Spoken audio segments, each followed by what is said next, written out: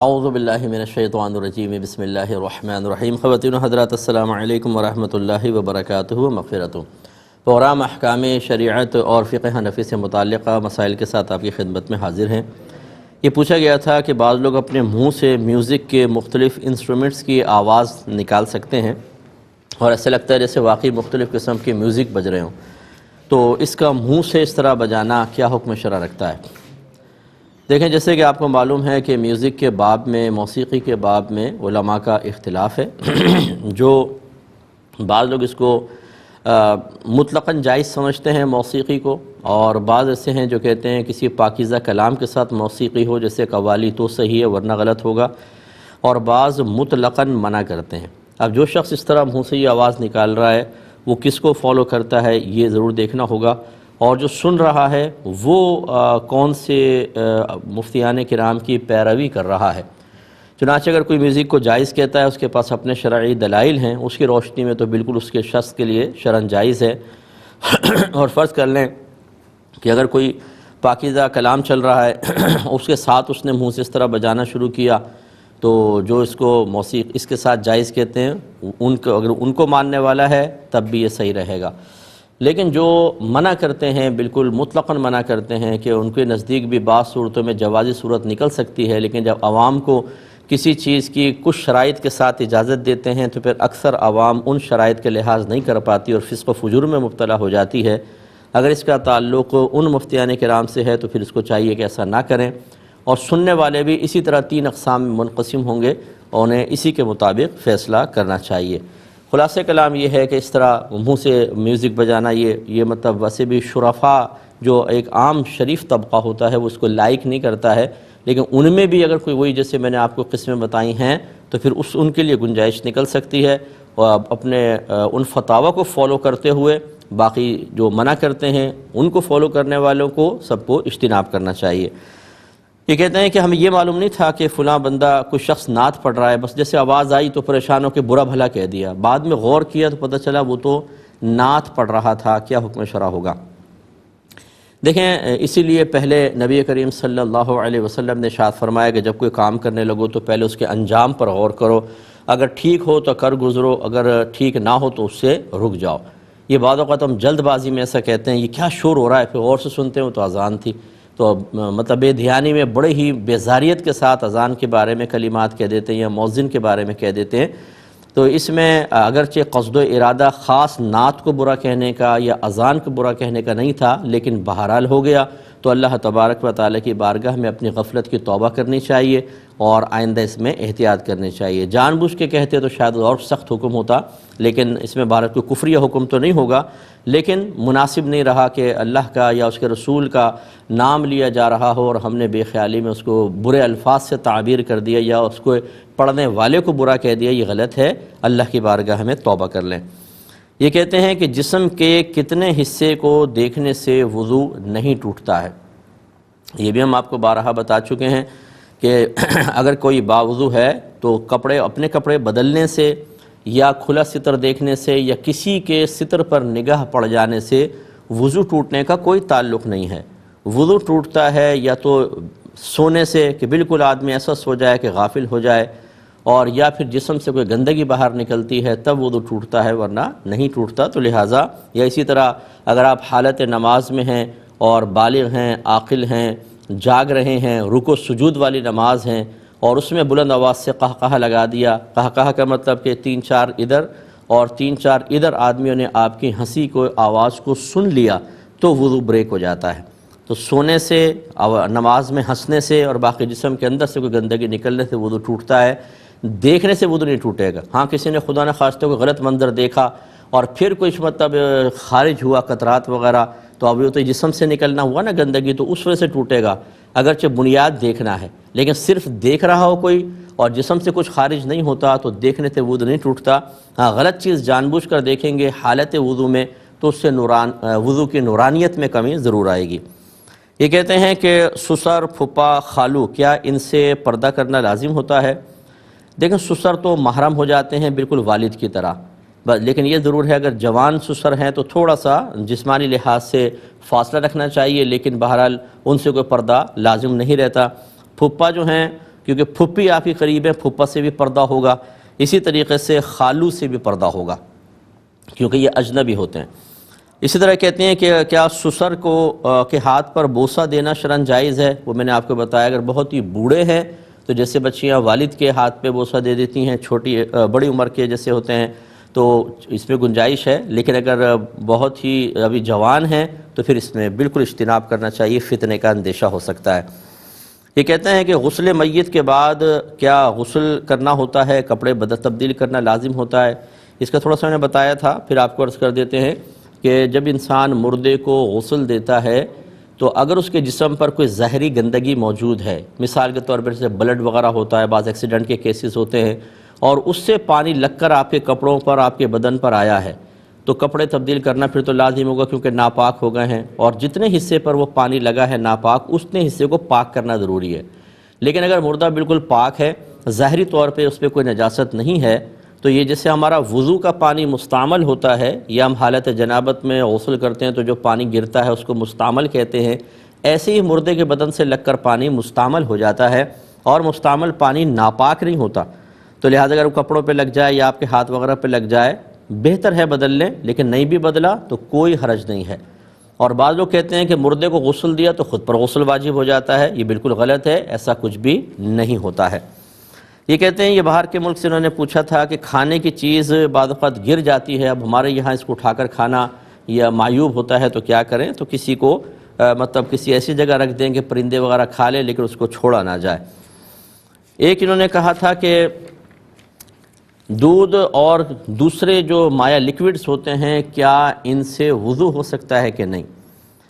دیکھیں وضو صرف پانی سے ہوگا، یہ ذہن میں رکھیں، صرف پانی سے وضو ہو سکتا ہے اور کسی سے نہیں۔ اور یوں سمجھ لیجئے کہ ہر اس چیز سے ہو سکے گا جو منزل من السماء کی صفت پر ہو، منزل نازل کیا گیا من السماء آسمان سے، وہی بارش کا پانی، اللہ تعالیٰ نے فرمایا وَأَنزَلْنَا مِنَ السَّمَاءِ مَاءً طَهُورًا، ہم نے آسمان سے پاک کرنے والا پانی نازل فرمایا۔ تو پانی کے اندر اللہ نے پاک کرنے کا وصف رکھا ہے، تو زمین پہ جتنی بھی چیزیں ایسی ہیں جو اس پانی جو آسمان سے نازل ہو رہا ہے اس کے اوصاف پر ہوں، ان سے وضو ہو سکتا ہے۔ اور وہ کون سے اوصاف ہیں؟ جب آسمان سے پانی گرتا ہے تو اسے ہم لفظ پانی کہتے ہیں، وہ مطلب گاڑھا نہیں ہوتا، وہ بہنے کی صلاحیت رکھتا ہے، بالکل پتلا ہوتا ہے، اس میں کوئی ناپاکی نہیں ملی ہوتی، اور اسے کسی چیز سے نچوڑ کر نہیں نکالا گیا ہوتا، ٹھیک ہے نا؟ تو یہ اوصاف جس میں بھی ہوں گے، اب جیسے برف ہے، مثلا آپ کسی ایسے ٹھنڈے علاقے میں چلے گئے، وہاں بہت ساری برف ہے، اب برف اگر آپ پگھلا لیں جو پانی بنے گا دیکھیں وہ منزل من السماء کی صفت پر ہوگا۔ ایسے ہی سمندر کا پانی، صرف اس میں یہ ہے کہ نمک زیادہ ہوتا ہے، کڑوا ہوتا ہے، آسمان سے جو پانی نازل ہوتا ہے وہ کڑوا نہیں ہوتا، لیکن کڑوے ہونے سے کوئی فرق نہیں پڑتا، باقی تمام چیزیں منزل من السماء کی صفت پر ہیں۔ اور خاص نبی کریم صلی اللہ علیہ وسلم نے سمندر کے پانی سے وضو کی اجازت بھی مرحمت فرمائی، لہٰذا ایسا پانی جس سے لفظ پانی ہٹ گیا ہو، ایسا لیکوڈ اس سے نہیں ہو سکتا، جیسے دودھ ہے، اسی طرح پانی میں دودھ ملا لسی بن گئی، اس طرح پانی میں مرچ مسالہ ڈالا شوربہ بن گیا، اس سے نہیں ہو سکتا، اور کسی لیکوڈ سے نہیں ہو سکتا۔ ایسے ہی آپ نے درختوں سے پانی نچوڑ لیا، جیسے کیلے کے اگر آپ شاخ کو نچوڑیں کافی سارا پانی نکل آتا ہے، اس کو پانی نکال لیا، اس سے نہیں ہو سکے گا۔ ہاں اے سی کا جیسے پانی ہوتا ہے ٹپک رہا ہوتا ہے، ساتھ میں آپ نے برتن رکھ دیا اس میں وہ پانی جمع ہو گیا، یہ منزل من السماء کی صفت پر ہے، یہ کسی چیز کو نچوڑ کر نہیں نکالا گیا، تو ویسے اے سی کے اندر سے کولنگ ہوتی ہے، گرم ہوا لگتی ہے اور بھاپ بنتا ہے، پانی ٹپکنا شروع کر دیتا ہے، تو اس سے آپ وضو کر سکتے ہیں۔ تو خاص جو منزل من السماء کی صفت پر پانی ہے ان سے ہو سکتا ہے۔ اب جیسے ناپاک پانی نالے میں بہہ رہا ہے، اس سے نہیں ہو سکتا، حالانکہ اس میں اس کو پانی بھی کہیں گے، اس میں رقت ہے، اس میں سیلان ہے، لیکن ناپاکی ملی ہوئی ہے، اس سے وضو نہیں ہوگا۔ ایک کالر ہمارے ساتھ ہیں، السلام علیکم۔ وعلیکم السلام۔ جی بھائی جان۔ جی مفتی صاحب میرے آپ سے 3 سوالات ہیں۔ جی بولیے۔ جی اگر کیا ایک منت کے کفارے سے ایک سے زائد منتوں کا کفارہ ادا ہو جاتا ہے؟ منت کا کفارہ؟ جی ایک منت کی کفارہ ادا کرنے سے کیا ایک سے زائد منتوں کا کفارہ ادا جی ہو اور جاتا بولے۔ ہے؟ جیسے دوسرا سوال ہے کہ کیا کوئی یہ منت مان لے کہ فلاں شخص اللہ تو فلاں شخص کو ہلاک کر دے تو میں صدقہ کروں گا، تو کیا یہ منت ماننا جائز ہے؟ اگر مان لی جائے تو اس کے بارے میں کیا حکم ہے؟ جی اور مختصر سا بریک لیں گے، ہمیں یقین آپ ہمارے ساتھ ہی رہیں۔ بسم اللہ الرحمن الرحیم. ایک کالر ہمارے ساتھ ہیں. السلام علیکم. شاید ابھی لائن ڈراپ ہو گئی ہے. ایک یہ کویشچن کیا تھا کہ قبرستان کے اوپر چھت ڈلوانی ہے تو کیا اس کے لیے زکوٰۃ کا پیسہ استعمال کیا جا سکتا ہے کہ نہیں؟ تو دیکھیں، پہلی بات تو یہ کہ فقہا زکوٰۃ کی درست ادائیگی کی شرط قرار دیتے ہیں کہ اس زکوٰۃ کے مال کا کسی شرعی فقیر کو مالک بنایا جائے. چنانچہ زکوٰۃ کسی بھی ایسے کام میں نہیں لگ سکتی جہاں مالک بنانا نہ پایا جائے. مثلا آپ نے زکوٰۃ کے پیسوں سے کفن دے دیا، اسی طریقے سے مسجد بنا دی، اسی طرح قبرستان کی چھت ڈلوا دی، تو اس میں کوئی مالک تو بن نہیں رہا، لہٰذا زکوٰۃ ادا نہیں ہوگی.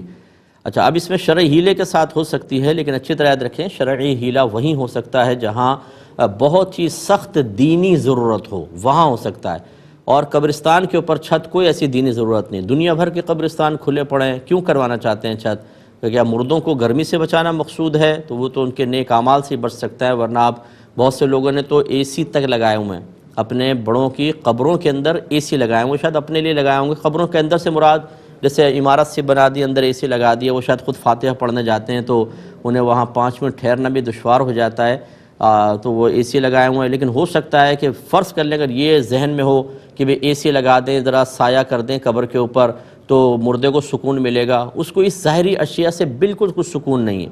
اب اسے ملے گا نیک اعمال سے. اولاد نیک ہے، دعائے بخشش و مغفرت کرے، ثواب جاریہ کرے، یا آپ ملنے گئے تو اس کو انسیت محسوس ہوگی، اس سے اس کو فائدہ ہو سکتا ہے. قبرستان کی چھت ڈالنے سے کوئی فائدہ نہیں.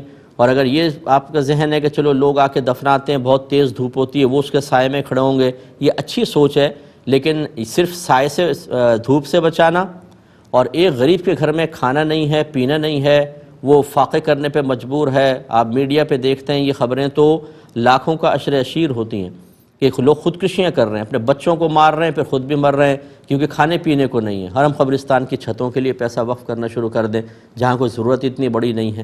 تو اس لیے ایسی جگہوں پہ خرچ کرنے سے اجتناب کرنا چاہیے. کالر ہمارے ساتھ ہیں. السلام علیکم. وعلیکم السلام.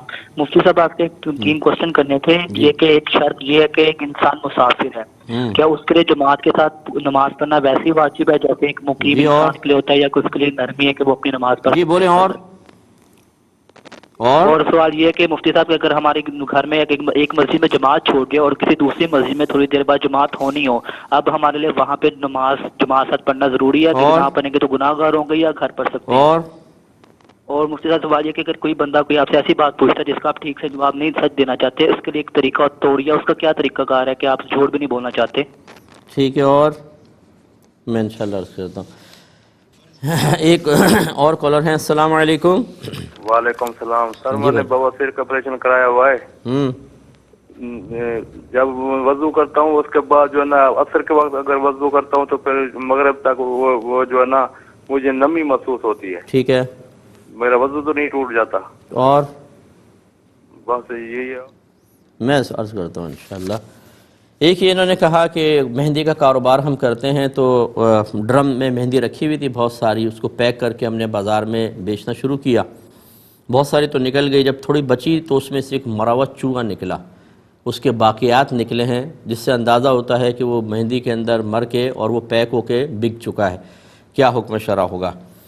دیکھیں، اگر تو یہ لیکوڈ تھی مہندی کسی بھی لحاظ سے پھر تو ٹوٹل وہ ناپاک ہو گئی، کیونکہ جب اس میں مر گیا گر کے تو وہ ناپاک ہو گئی، اور جتنی آپ نے بیچی وہ بھی ناپاک، جو بچی ہوئی ہے وہ ناپاک، اس کو تو ضائع کرنا واجب ہوگا. اور جو بچی ہوئی ہے اس کے بارے میں آپ کو جتنے بھی پیکٹ دکانوں پہ اس وقت موجود ہیں ان کو واپس لینا لازم ہے تاکہ لوگ ناپاک نہ ہوں، بہنے وغیرہ لگا کے ناپاک نہ ہوں.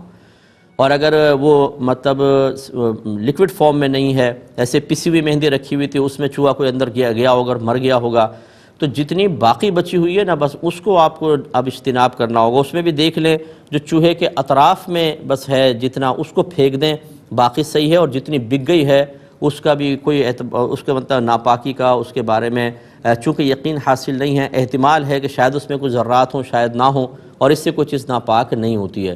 اور جب ٹھوس چیز ہوتی ہے یا جیسے پاؤڈر فارم کے اندر ہے تو ایسا نہیں ہے چوہا مرا تو سارے اس میں اس کی ناپاکی صلاحیت کر گئی. یہ لیکوڈ کی ہی ایک شان ہوتی ہے کہ اگر ایک جگہ ایک چیز مر جاتی ہے، چھوٹا حوض ہے تو پورا ایک دم ناپاک کہلائے گا. تو لہٰذا اگر یہ پاؤڈر فارم میں ہے تو جو بک گئی اس کو تو ٹھیک ہے، ان کو دکانوں سے لینے کی حاجت نہیں، جو موجود ہے اس میں چوہے کے اطراف میں جتنی ہے اس کو نکال کر پھینک دیں، باقی سب آپ استعمال کر سکتے ہیں۔ ایک اور کالر ہمارے ساتھ ہیں۔ السلام علیکم۔ ہلو جی السلام علیکم۔ آپ میرے سے بات کر رہے ہیں؟ جی آپ سے ہی کرنے کی جرات کر رہا ہوں۔ اچھا ٹھیک ہے سر، فرمائیں فرمائیں۔ جی 2016 میرا سوال تھا، 2016 میں کسی کے والدین نے اپنے اور اپنے تمام بچوں سمیت انگلینڈ کی نیشنلٹی یا اور سٹیزن شپ حاصل کی۔ جلدی بولیں، اتنا لمبی بات نہیں، صرف تھوڑا فوراً بتائیں پوچھنا کیا چاہ رہے ہیں، کویسچن پر آئیے، کویسچن پہ۔ لیکن اس انگلینڈ کی سٹیزن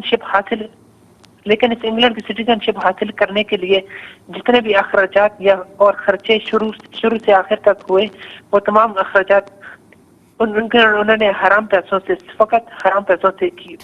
ٹھیک ہے اور بولیں۔ تو پھر کیا وہ جو انگلینڈ کی سروس انگلینڈ میں کوئی جاب کریں گے؟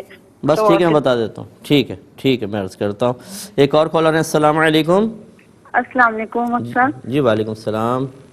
سر میں نے منت مانی تھی کہ میری اگر ڈلیوری اسلامتی سے ہوگی تو میں ہر سال میلاد کرواؤں گی، تو کیا یہ میلاد میں گھر پر ہی کرواؤں گی یا پھر مسجد میں بھی پیسے بھیج سکتی ہوں کہ چلو وہاں حصہ ڈال دیتی ہوں کہ گھر میں اگر مشکل ہوتی ہو تو؟ اور بولے۔ اور تجدید نکاح میں ایک عورت اور ایک مرد کافی ہیں یا 2 عورتیں اور ایک مرد ہی ہو؟ تجدید نکاح میاں بیوی کمرے میں کر سکتے ہیں اگر گھر والے مذاق بناتے ہوں کہ آپ کا نکاح ہوگا چلو جی مٹھائی کھلاؤ، ایسے ویسے نا شرم آتی ہے، تو کیا کمرے میں کر سکتے ہیں؟ ٹھیک ہے۔ اور اگر بیوی مذاق میں شوہر سے کہے کہ آپ ایسے ہو، آنکھیں چھوٹی ہیں، یہ مذاق چل رہا ہو، اور شوہر کہہ دے کہ چلو اچھا ٹھیک ہے پھر کوئی اور ڈھونڈ لو، مگر اس کے ساتھ کوئی اور لفظ طلاق وغیرہ کا لفظ استعمال نہ کیا ہو، تو کیا اس سے طلاق کیا ہوگی؟ ٹھیک ہے اور میں عرض کرتا ہوں انشاءاللہ۔ ایک انہوں نے پوچھا کہ کیا ایک منت کا کفارے سے دوسری منتوں کا کفارہ بھی ادا ہو سکتا ہے؟ دیکھیں منت کا کفارہ نہیں ہوتا، وہ تو قسم کا کفارہ ہوتا ہے۔ منت کا پورا کرنا ہوتا ہے کہ جو چیز بھی آپ صدقہ کر رہے ہیں، جو بھی آپ نے عبادت کی، اللہ تعالیٰ سے منت مانی تھی، وعدہ کیا تھا، تو وہ ایسا نہیں ہوگا کہ ایک کام کے لیے کیا تو 10 کام اسی میں نپٹا لیا آپ نے۔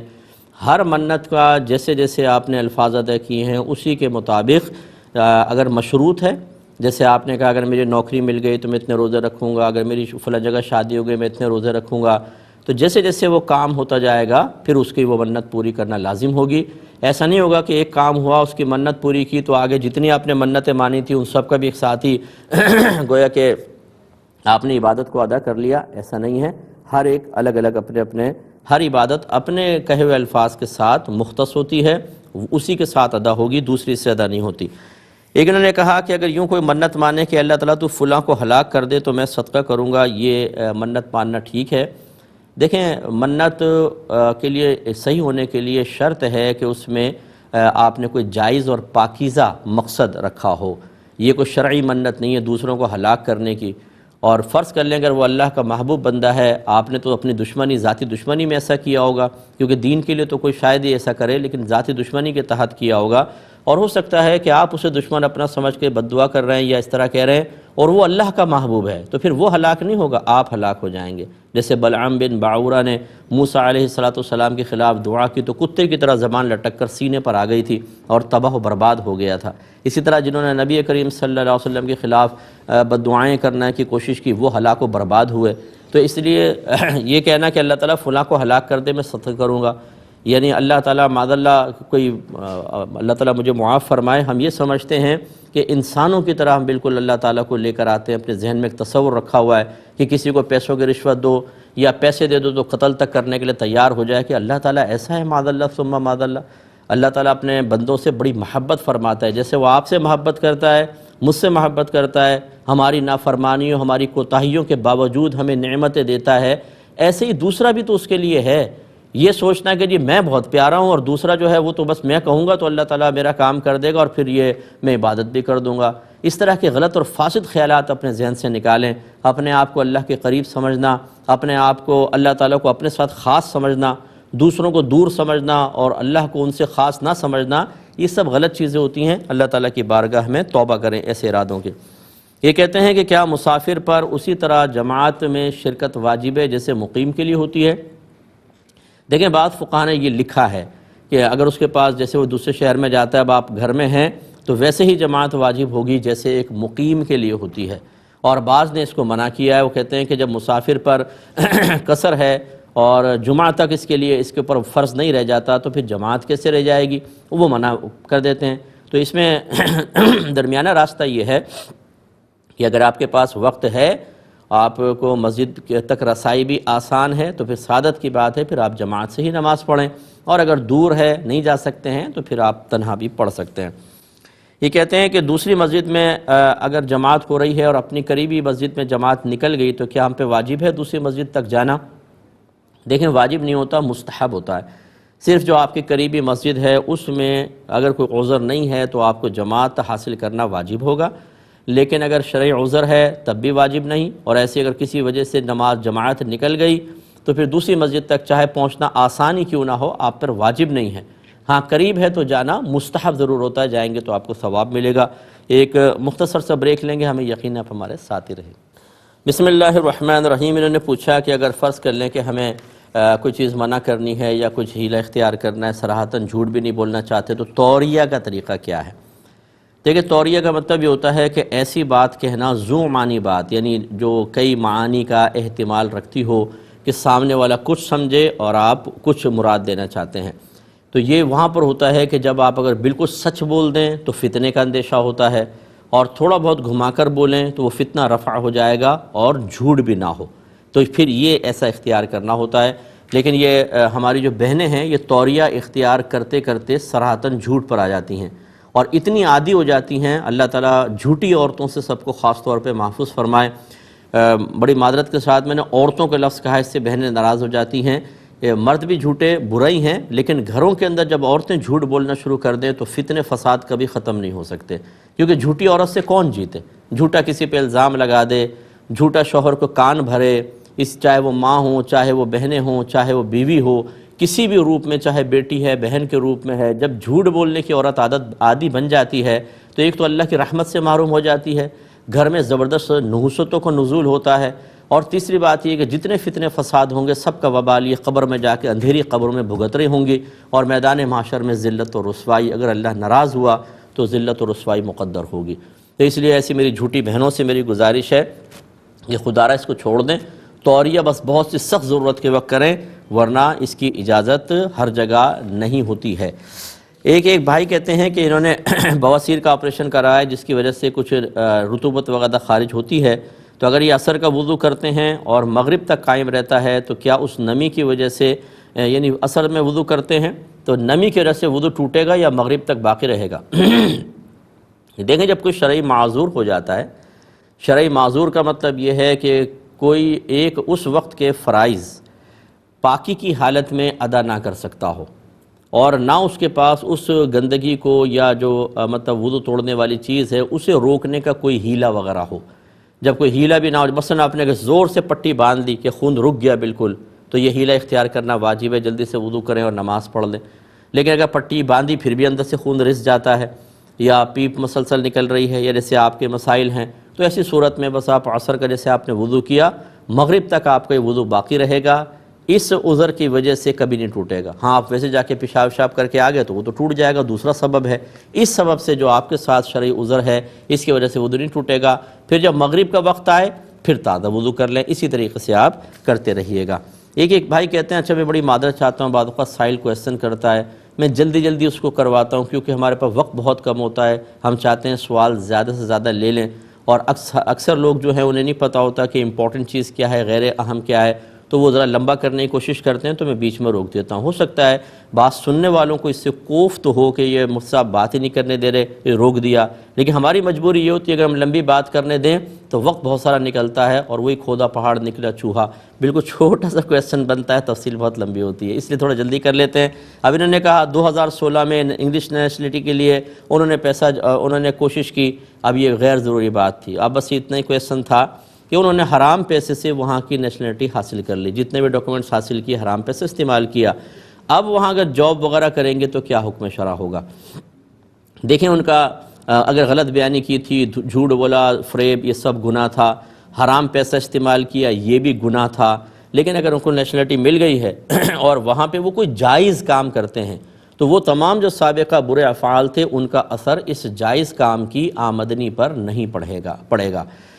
تو اس لیے وہ جاب تو بالکل جائز ہے، لیکن اس طرح کے شرعی ہیلے کرنا صرف دنیاوی جنت حاصل کرنے کے لیے، اس کا وبال آخرت میں کتنا ہوگا، بلکہ میں نے دنیا میں بھی دیکھا ہے جو جھوٹ دھوکے اور فراڈ کے ذریعے اس طرح دنیاوی ترقیاں حاصل کرتے ہیں، میں نے اکثر ان کی اولاد کو نافرمان دیکھا ہے، بدتمیز ہوتے دیکھا ہے، ایمان سے ہاتھ دھوتے ہوئے دیکھا ہے۔ یہ نہیں کہ باپ کے عمل کا اثر اس کے اوپر ہوگا، یہ نہیں ہے، یہ غلط ہے کہ جی ماں باپ کے اعمال کی سزا اولاد بھگتتی، یہ نہیں، لیکن بہرحال ان کے برے عمل کا ایک اثر تو ہوتا ہے۔ جب اولاد دیکھتی ہے کہ ماں باپ بات بات پہ جھوٹ بول رہے ہیں، تھوڑے سے دنیاوی ٹکے کے لیے فراڈ کر رہے ہیں، دھوکہ دے رہے ہیں، تو اس کا مطلب ہے آپ اولاد کو ایک جرت فراہم کر رہے ہیں، ایک ہمت فراہم کر رہے ہیں، انہیں اور دلیر کر رہے ہیں کہ جب ماں باپ تمہارے کر رہے ہیں تم بھی کرو۔ پھر وہ اولاد ماں باپ کے ساتھ بھی کرتی ہے اور دلیر ہو جاتی ہے، اور اللہ کا خوف دل سے نکل جاتا ہے، آخرت کی بے خوفی ان پر غالب آ جاتی ہے۔ کس لیے؟ وہاں کی نیشنلٹی مل جائے، ٹھنڈے علاقے میں رہیں، گورنمنٹ کے بینیفٹس مل رہے ہوں، اور ہمیں پاکستان واپس آئیں یا ہندوستان واپس آئیں تو ہمیں پروٹوکول ملے جی یو کے سے آئے ہیں، یو ایس اے سے آئے ہیں۔ یہ عارضی جنت کا حصول ہی تو ہے، اور اس کے لیے پھر یہ نہیں سوچنا کہ اللہ ناراض ہو رہا ہے، رسول ناراض ہو رہا ہے۔ کتنا عرصہ کھا لیں گے اور کب تک کھا لیں گے؟ اور کیا وہاں جا کے کوئی پریشان نہیں ہوتا؟ بے سکونیاں اور پریشانیاں جس طرح یہاں ہے، میں تو سمجھتا ہوں باہر میں اس سے کہیں زیادہ ہیں۔ ایک طرف آسائش ہے تو 10 مسائل اور ہیں ان کے ساتھ۔ تو خلاصہ کلام یہ ہے کہ اس طرح نہیں کرنا چاہیے، لیکن بہرحال جو نفس مسئلہ ہے وہ یہی ہے کہ ان کا جتنا بھی گناہ تھا وہ اپنے مقام پر، لیکن وہاں اگر جائز جاب کریں گے، وہ لیگل جاب ہے اور جائز کام ہے، تو اس کی سیلری بالکل جائز ہوگی۔ یہ کہتے ہیں کہ اگر بہن نے کہا کہ میں نے منت مانی تھی کہ اگر میرے سلامتی سے ڈیلیوری ہو گئی تو میں ہر مہینے یا ہر مہینے غالباً میلاد کروں گی، تو کیا حکم شرع ہوگا؟ کہ اگر میں یہ گھر میں نہ کر سکوں تو مسجد میں کر سکتی ہوں، یا کہیں ہو رہی ہو تو پیسہ وغیرہ ملا سکتی ہوں؟ دیکھیں، جو منت میں آپ عمل ذکر کرتے ہیں یہ ضروری ہے شرعی منت کے لیے کہ اس عمل کی کوئی جنس سے کوئی عمل آپ پہ فرض یا واجب ہو۔ مثال کے طور پہ اگر آپ کوئی منت مانتی ہیں کہ میں 2 رکعت نفل پڑھوں گی، تو نفل نماز ہے، اور نماز کی جنس سے دیکھیں نماز فرض بھی ہے اور واجب بھی ہے۔ تو میلاد اختیار کرنا، یہ میلاد پڑھنا، نبی کریم صلی اللہ علیہ وسلم کے مناقب وغیرہ بیان کرنا، یہ ایسی کوئی عبادت، اس کی مثل ایسی نہیں ہے جو ہم پہ فرض یا واجب ہو، لہذا شرعی منت نہیں ہے، ٹھیک ہے نا، اس کا پورا کرنا آپ پر واجب نہیں ہے۔ لیکن اگر آپ نے اللہ سے وعدہ کیا تھا تو آپ کر لیں، اور اس کے لیے وہ کوئی بھی طریقہ اختیار کر لیں، گھر پہ کرنا چاہیں گھر پہ کر لیں، مسجد میں کروانا چاہیں مسجد میں، یا کہیں ہو رہی ہے تھوڑا بہت اس میں پیسے ملا دیں، سب طریقہ جائز ہے، یہ حقیقتاً شرعی منت نہیں ہے۔ یہ کہتی ہیں کہ اگر گھر میں کبھی ہم تجدید نکاح کرنا چاہیں میاں بیوی، تو گھر والے مذاق اڑاتے ہیں، بھی مٹھائی لاؤ اور یہ کرو کرو، تو ہم مذاق کا نشانہ بن جاتے ہیں، تو کیا ہم ایک کمرے میں رہ کے کر سکتے ہیں اور اس میں ایک مرد 2 عورتیں گواہ ہوں کافی ہیں؟ تو جی بالکل آپ کر سکتے ہیں۔ تجدید نکاح کے لیے پورا کوئی ڈھول بجانا کوئی ضروری نہیں ہے۔ اگر آپ کے 2 جوان بیٹے ہیں، انہیں کو سامنے بٹھا لیں کمرے میں اور آپ دونوں تجدید نکاح کر لیں۔ تجدید نکاح ایمان شاید نکل گیا، تجدید نکاح آپ بالکل آرام سے کر سکتے ہیں، گھر والوں کو نہ بتائیں، اور کوئی اجنبیوں کو بلانے کی حاجت نہیں ہے، یا ایک مرد اور 2 عورتیں ہونے چاہیے مسلمان اور بالغ، ان کے سامنے آپ کر لیں، تجدید نکاح ہو جائے گا۔ یہ کہتے ہیں کہ کبھی کبھی جیسے شوہر سے کوئی ہم مذاق کر رہے ہیں، تمہاری آنکھیں چھوٹی ہیں فلاں ہیں، تو شوہر بھی مذاق میں ہی اس طرح کہہ دیں اچھا پھر مجھے چھوڑو کوئی اور ڈھونڈ لو، کوئی اور شوہر ڈھونڈ لو، تو کیا اس طرح کہنے سے نکاح پہ کوئی فرق تو نہیں پڑتا؟ تو دیکھیں اس سے تو کوئی نہیں پڑتا، یہ کوئی طلاق کے الفاظ نہیں ہیں، اور نہ شوہر نے کوئی طلاق کی نیت سے یہ الفاظ کہے، ایک عام نارمل حالت میں اور مذاق چل رہا تھا۔ لیکن اتنا میں ضرور گزارش کروں گا کہ اس طرح کی چیزوں کو آپ زبان پہ نہ لائیں، یہ بہتر ہے۔ بعض اوقات تو پتہ نہیں چلتا ہے اور غیر محسوس طریقے سے الفاظ طلاق زبان سے نکل جاتے ہیں، اور پھر بعد میں پچھتانے سے کوئی فائدہ نہیں ہوتا۔ ایک مسئلہ کسی نے پوچھا تھا کہ ہماری بڑی باجی نے اپنی بھائی کی بیٹی کو دودھ پلایا، تو اس لڑکی کا نکاح باجی کے کسی بھی بیٹے سے ہو سکتا ہے کہ نہیں ہو سکتا؟ تو دیکھیں نہیں ہو سکتا۔ جب 2 بچوں نے ایک ماں کا دودھ پیا، اصول یاد رکھیے گا، جب 2 بچوں نے ایک ماں کا دودھ پیا ہے، ان کا آپس میں نکاح نہیں ہو سکتا ہے۔ تو چونکہ یہ بہن کے سب بچوں نے ماں کا دودھ پیا اور بھانجی نے بھی ماں کا خالہ کا دودھ پیا، یہ خالہ ہی تھیں یا بھتیجی کوئی بھی، تو یہ اس کی سب بھائی بہن ہو گئے، رضاعی، اس کو رضاعی کہتے ہیں، رضاعت مانے دودھ پلانا ہوتا ہے، تو رضاعی بھائی بہن ہو گئے، اور ان کے درمیان ایسا ہی رشتہ قائم ہوتا ہے جیسے نسب والا رشتہ قائم ہوتا ہے، جیسے سگی بہن سے رشتہ جائز نہیں، ایسے ان سے بھی جائز نہیں۔ ایسے ہی مجھے آج کسی نے پوچھا تھا کہ ایک نانی نے اپنی نواسی کو دودھ پلایا، اور پھر اس کے خالہ کے بیٹے سے بچی کا نکاح ہوا ہے، یعنی نانی نے نواسی کو دودھ پلایا اور اس نواسی کا نکاح خالہ کے بیٹے سے ساتھ ہو گیا، کیا حکم شرع ہوگا؟ تو اب یہ دیکھیے کہ نانی لڑکے کو دودھ پلایا، خالہ کی بیٹی سے نکاح ہو سکتا ہے کہ نہیں؟ تو جب نانی نے اس کو دودھ پلایا، نانی کا ایک طرح سے بیٹا ہو گیا، ٹھیک ہے، اور جو خالہ تھی وہ اس کی ایک طرح سے بہن ہو گئی، اس بہن کی بیٹی جو ہے وہ اس کی بھانجی ہو گئی، تو یہ آپس میں ماموں بھانجی ہیں اور ان کا نکاح نہیں ہو سکتا ہے، اگر ہے تو اس کو ختم کرنا واجب ہوگا۔ انشاءاللہ نیکسٹ فرائیڈے اب آپ سے ملاقات ہوگی، کل پروگرام نہیں ہے، اس وقت تک کے لیے اپنے میزبان کو، ہماری کیو ٹی وی کی پوری ٹیم کو اجازت مرحمت فرمائیں۔ آپ ہمارے لیے دعا کیجئے، ہم آپ کے لیے دعا گو ہیں کہ اللہ تبارک و تعالی ہمیں ہر مسئلے میں پہلے شرعی رہنمائی حاصل کر لینے کی توفیق عطا فرمائیں، آمین۔ وآخر دعوانا ان الحمد للہ رب العالمین۔